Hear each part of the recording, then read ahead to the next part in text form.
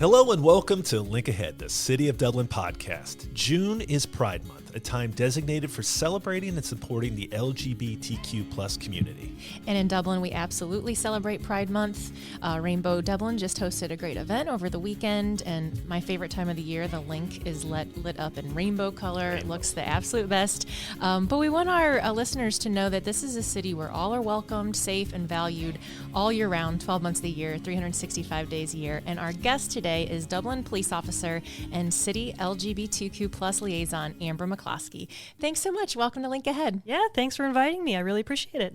There's a pretty long list of responsibilities you have in this liaison role, and we'll get to those in a little bit, personally and professionally. Why did you want to take this role on top of what we already know as a stressful and time-consuming job of being a police officer? Sure. So I think that this is important for a multitude of reasons. First and foremost, though, I would say it's important for members and visitors alike to know that they are welcome in Dublin, they are safe in Dublin, and their voices are going to be heard in Dublin. This liaison position was sort of a personal endeavor for me, and it's been a goal of mine to strive to be the police officer I wish I would have known when I was a kid. That's great, and we should mention, too, you're one of two liaisons in the city, J.M. Rayburn as well, and it's really just great to have that role for two people in the city. Yeah, definitely. Our city liaisons review policies and services through an LGBTQ plus lens, as well as assist the city in creating policies and services that ensure inclusivity. How can our residents bring LGBTQ plus issues to the city without concerns of being dismissed or misunderstood? So that's sort of the heart of our role and our mission is liaisons with the city. JM and I volunteered for this position. We took on this role to be an open ear, whether it's for positive feedback, concerns, or ideas on how we can be better. I know in my personal life I've experienced discrimination and maybe just a lack of general understanding.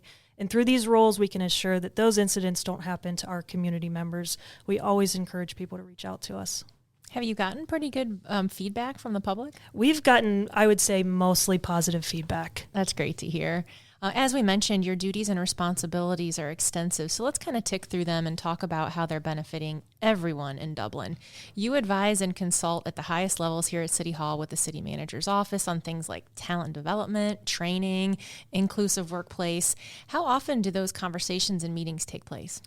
So far, we don't have any type of rigid schedule. We don't meet X number of times per month.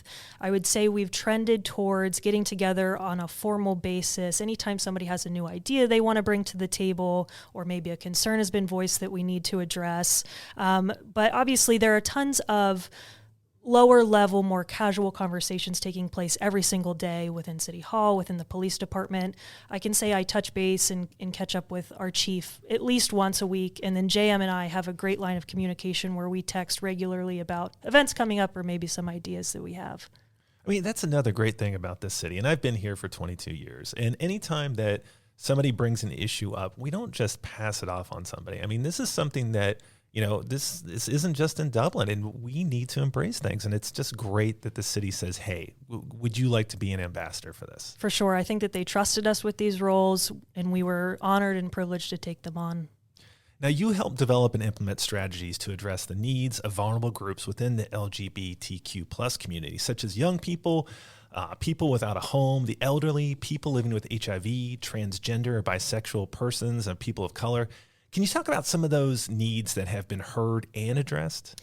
So there are three things that come to mind in regards to addressing concerns in the community. One is in August of 2020, we created the Chiefs Advisory Committee. I have been fortunate enough to have a seat at that table since the committee's infancy. It's comprised of our police department's administration and then 10 community members who have essentially volunteered to serve. The goals of this committee really lean in on accountability, transparency, understanding, and education. In addition to that committee, in November of 2021, the city formulated the Community Inclusion Advisory Committee, much more simply referenced as the kayak. Their role is to advise City Council on any DEI strategies they think would benefit either city employees or the community. In addition to that, in November of 2021, the city adopted a non-discrimination ordinance, which was a really big deal. This created city-level protections for people experiencing discrimination based on sexual orientation or gender identity, among other protected classes. And the 3 protections cover housing, employment, and public accommodation. So I would say with these 2 committees and the non-discrimination ordinance, we've really taken on a proactive role to ensure that we're fully engaged and listening to our community members. And I think that it also helps ensure that we're providing sort of a consistent foundation for people to bring their voices to the table, and it's not just a one-time deal. That's great. You talk about being proactive, and we have to give credit to City Council for that. And that has to feel good for you that, from the top down, that you have support for this. You also get opportunities to meet with our thriving business community, business owners, community groups, individuals. What is the business community telling you? So this role has been really rewarding, and a part of that fun has been being able to sort of extend our capabilities and resources out into the local community. What I genuinely continue to hear from business owners is, how can I help?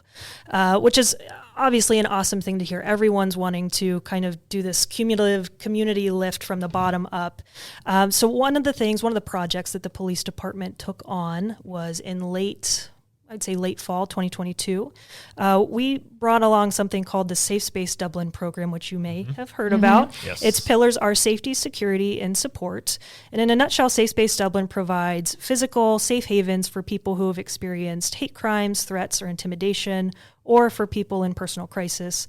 Initially, it was city-owned buildings and the Washington Township Fire Department buildings, but since this past spring, 2023, we've sort of opened up the platform to local businesses if they wanted to partner and join on. We've had, I believe, 6 businesses come forward and say, we want to be a part of this. They've undergone training and they are officially part of the Safe Space program. So if you're listening and you want to be a part of Safe Space Dublin, I would say go to our website. It's safespacedublin.org. Yeah, absolutely. And we are familiar with Safe Space, City Hall here. As you mentioned, all city buildings is a safe space. And we do. And we know we've heard a really great outpouring from the community. And you get some really cool stickers you can put on your door and say you're a safe space, and just a good place to go that's always open to the community. For sure. Amber, how can residents contact you in your role as a liaison? There is an LGBTQ liaison section of the city website. All of my information is on there, as well as JM's information. We highly encourage you to reach out via email or via telephone. Can we also talk about your day-to-day job while you're here? When did you know you wanted to serve as a police officer? I was not one of these kids who knew from a young age that I wanted to be in law enforcement. I had no idea. I would say the turning point for me was I worked in several fields before coming into law enforcement. Corporate America is essentially where I was. And they were good jobs. I had good supervisors, good coworkers, but I found myself lacking purpose.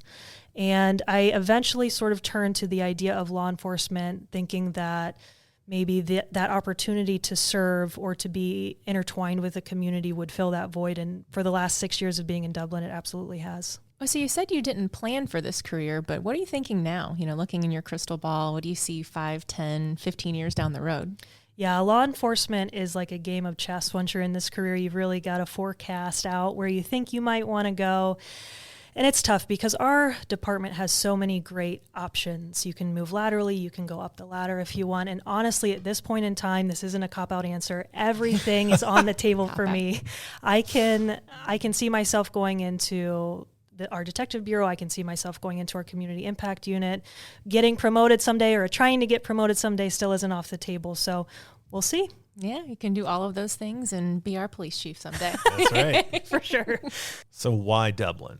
I've got to give credit to my field training officer in West Virginia, actually. That's where I started my law enforcement career. I went through the State Police Academy there, got started in law enforcement in West Virginia, and my training officer was like, hey, there's this really great community hiring in Dublin. He knew I was looking to move and kind of change up scenery.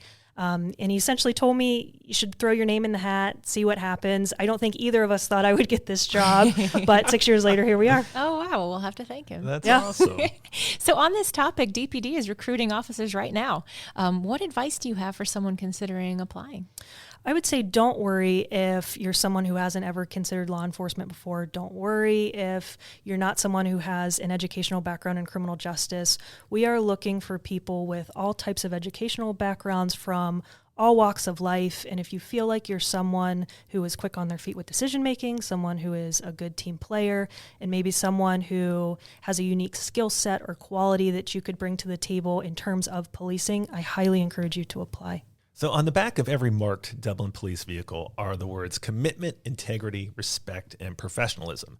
You embody all those and so much more. What else do you want people to know about this police department? So effort is the word that comes to mind. There are layers and layers of expectations for police officers, from citizens to our direct supervisors to the city level, state level, up on to the federal level. And there's a copious amount of effort that our officers put into every call, every written report, every investigation to not only meet those layers of expectations, but in Dublin, we're absolutely exceeding them. All right. Well, we have a tradition here at Link Ahead of ending each episode with rapid fire questions. So you ready to jump in? I guess. Okay.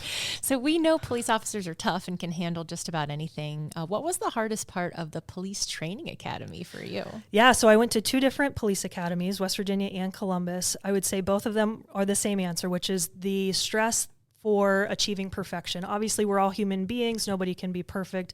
But at Academy, they set the bar at perfection. So you never want to be that candidate or that recruit who makes one tiny little mistake or misses one tiny little detail, and then all of your classmates are subjected to 200 push-ups because of your mistake. Yeah, those are no joke. I've heard stories, and I mean, not everyone makes it through. So. No, it's a really tough process. Wow. A hidden talent or skill that showcases your softer side. I play the violin. Oh, I started when I was in 2nd grade. I've played for years. I was in our state youth orchestra. I actually got a scholarship to college to play the violin. So anybody out there who maybe feels that they can communicate better through music, I totally get it. That's amazing. Wow. So on the music topic, if you could be a roadie for any band or solo music artist in the world, who would it be? I'd have to go with U2. Bono's the GOAT. Love it. Wow. I agree. Yeah. That'd be fun. I'll be a roadie with you. Okay. If you weren't an officer, the next thing on your ultimate jobs list is... I've always thought it'd be cool to be an architect, but I can't do math and I can't draw. So it's out. I'm stuck. Number one question, once you tell people that you are a police officer. It's actually not a question. It's the statement, I didn't do it, or it wasn't me. I did. It wasn't me. If I had a nickel for every time I heard that, I would retire tomorrow. Wow. Yeah. Best piece of advice you've ever received? So in the Columbus Academy, we actually received a piece of advice from a lieutenant who I think is a commander now with CPD. And he basically told us that graduation would be the bravest thing that we ever did. It's the act of stepping up and saying, you can send me. He said everything after the point of graduation is just your job. Wow. Wow. Okay, I almost don't want to follow up after this, so we should have ended with that one. Best outdoor place or space for downtime in Dublin? I am a big fan of North High Street's patio scene. Oh, yeah. Yeah, that's good. Absolutely. Good place to eat dinner. If the Dublin Police Department had to field a competitive team of some sort, our best chances to compete would be in which sport and why? Yeah, this one's really easy. Have you ever watched like the Food Network competitive eating? Like a 5-pound steak in 20 minutes? Yes. That's us. That's your Sign us sport. up. I love it. Officer Amber McCloskey, thank you for everything you do to serve our city and our residents. Thank you. I appreciate you guys. Yeah, thanks for being here, and we hope that you feel the support of the community. The community is always really supportive of our police department, and we're just really proud of you all. Absolutely. Thank you. And to our listeners, thank you for taking the time to connect with your city. Tune in next time as we continue to explore the many personalities and experiences that make Dublin a thriving place to live, work, and grow.